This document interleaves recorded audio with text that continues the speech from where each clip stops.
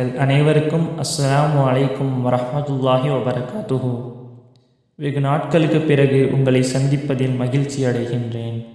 அல்லாஹ்வின் உதவியுடன் சில விஷயங்களை உங்களுக்கும் என் உள்ளத்திற்கும் பகிர்ந்து கொள்ளலாம் என்று நினைக்கின்றேன். இதில் வரக்கூடியவை யாவும் முதலில் எனக்கும் அப்பால் உங்களுக்கும் எச்சரிக்கை மற்றும் படிப்பினை கொடுக்கக்கூடியதாக இருக்கும் என்று நினைத்து துவங்குகின்றேன். பிரச்சனை, கவலை, துன்பம், சோதனை என்று பல இன்னல்கள் நம்முடைய உள்ளத்தை பலமாக தாக்க அதை உலக மக்களிடம் சொல்லி ஆறுதல் பெற முயற்சிக்கின்றோம்.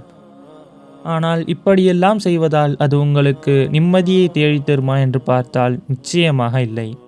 மாறாக அது பல பிரச்சனைகளுக்குத்தான் திறவுகோலாக அமையும். அப்படி மனிதர்கள் கொடுக்கக்கூடிய ஆலோசனையானது தற்காலிகமான தீர்வை கொடுக்குமே தவிர நிரந்தரமான ஒன்றை கொடுப்பதில்லை.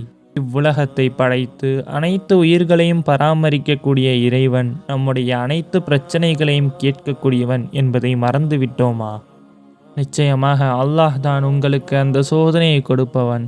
அந்த சோதனையிலிருந்து வெளிவரும் திறவுகோலும் அவனிடமே உள்ளது. அல்லாஹ் தம்முடைய அடியார்களுக்கு எண்ணற்ற சிறப்புகளையும் அந்தஸ்துகளையும் கொடுத்திருந்தாலும் சோதனை என்று வரும்போது அனைத்தையும் கொடுத்த இறைவனிடம்தான் அதை முறையிட வேண்டும். ஆனால் நாம் என்ன செய்கின்றோம்? அல்லாஹ்வுடைய தூதர் ஸல்லல்லாஹு அலைஹி வஸல்லம் அவர்கள் கூறினார்கள், உயர்ந்தோனாகிய அல்லாஹ் கூறுகிறான், என் அடியான் என்னை பற்றி என்ன நினைவு கூறுகின்றானோ அதற்கேற்ப அவனிடம் நான் நடந்து கொள்வேன். அவன் என்னை நினைவு கூறும்போது நான் அவனுடன் இருப்பேன். அவன் என்னை தன் உள்ளத்தில் நினைவு கூர்ந்தால் நானும் அவனை என் உள்ளத்தில் நினைவு கூறுவேன். அவன் ஓர் அவையோர் மத்தியில் என்னை நினைவு கூர்ந்தால் அவர்களை விட சிறந்த ஓர் அவையோரிடம் அவனை நான் நினைவு கூறுவேன். அவன் ஒரு ஜான் அளவுக்கு என்னை நெருங்கினால் நான் ஒரு முழமளவுக்கு அவனை நெருங்குவேன். அவன் ஒரு முழமளவுக்கு என்னை நெருங்கினால் நான் 2 கைகளின் நீள அளவுக்கு அவனை நெருங்குவேன். அவன் என்னை நோக்கி நடந்து வந்தால் நான் அவனை நோக்கி ஓடிச் செல்வேன் என்று அல்லாஹ் கூறுகிறான். இன்னும் அல்லாஹ் தன்னுடைய திருமறையில் கூறுகின்றான், நம்பிக்கை கொண்டோரே, அல்லாஹ்விடம் கலப்படமற்ற முறையில் பாவ மன்னிப்பு தேடுங்கள்.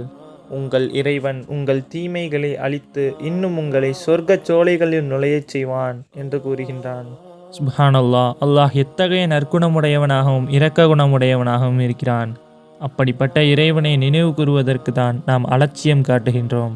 அல்லாஹ்வின் நாட்டத்தோடு இனி வரக்கூடிய காலங்களில் எப்படிப்பட்ட சோதனைகள் நம்மை சூழ்ந்தாலும் அதை முறையிடக்கூடிய உற்ற தோழனாக நாம் அல்லாஹ்வே ஆக்கிக் கொள்வோம். நான் உட்பட மனிதர்கள் அனைவரும் தவறு செய்யக்கூடியவர்களே. ஆனால் அந்த தவறை திரித்து கொள்பவர்கள்தான் மறுமையில் வெற்றியை பரிசாக பெற்றுக்கொள்கின்றனர். அத்தகைய மக்களுடைய கூட்டத்தில் அல்லாஹ் உங்களையும் என்னையும் சேர்த்து வைப்பானாக. இன்ஷா அல்லாஹ் வரக்கூடிய அடுத்தடுத்த வீடியோக்களில் நாம் மாற்ற வேண்டிய மற்ற விஷயங்களை பற்றி காண்போம். இந்த வீடியோவை உங்கள் உறவினர்களுக்கும் பகிர்ந்து நன்மையை பங்கிட்டு கொள்ளுங்கள். அஸ்ஸலாமு அலைக்கும் வரஹ்மத்துல்லாஹி வபரகாத்துஹு.